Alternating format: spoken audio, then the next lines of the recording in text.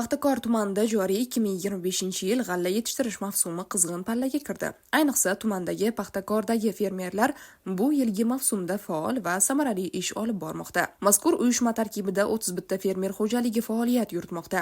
Umumiy g'alla maydoni 1492 gektarni tashkil etsa, davlat buyrug'iga asosan 4906 tonna don topshirish belgilangan. 2025 dehqonchilik yilimizda fermer xo'jaligim 70 gektarga kuzgi g'alla rejalashtirganmiz. Shundan davlatga sotish rejam 35 sentnerdan 241 tonna majburiyatim bor. Hozirgi kunda tavardon majburiyatim 178 tonna, ya'ni rejaga nisbatan 116% ga tavardon bajardim. Hozirgi kunda esa 90 tonna urug'lik majburiyatim bor edi, shuni boshladik. Buni ham 110% bajarishga harakat qilyapmiz. Hosildorlik yomon emas. Shu kecha kunduzda kami 70-80 sentnerdan ham hosil chiqayotgan joylarimiz bor.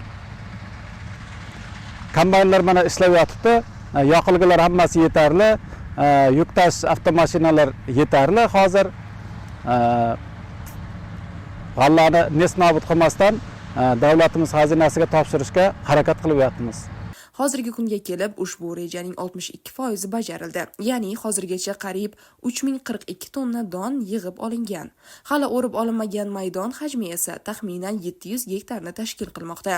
Har bir maydonda yuqori hosildorlikni ta'minlash maqsadida kombaynlar, transport vositalari va mehnat resurslari keng jalb qilingan. Tumanda faoliyat yuritayotgan namunaviy fermer xo'jaliklardan biri Paxtakor Tola Invest mas'uliyat cheklangan jamiyat hisoblanadi. Xo'jalik ixtiyoridagi 48 gektar maydonga joriy mavsumda donli ekinlar ekilib, davlat rejasiga muvofiq 157 tonna don topshirish ko'zda tutilgan edi.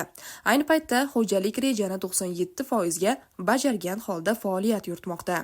Har gektardan o'rtacha 80 sentner hosil olinayotgani xo'jalikdagi ilg'or agrotexnik usullarning amaliyotda qanchalik samara berishiga yaqqol misol bo'la oladi. Xo'jalik rahbari Baxtiyor Abulqosimovning bildirishicha, mavsum davomida 15 nafar ishsiz fuqaro doimiy va vaqtincha ish bilan ta'minlangan.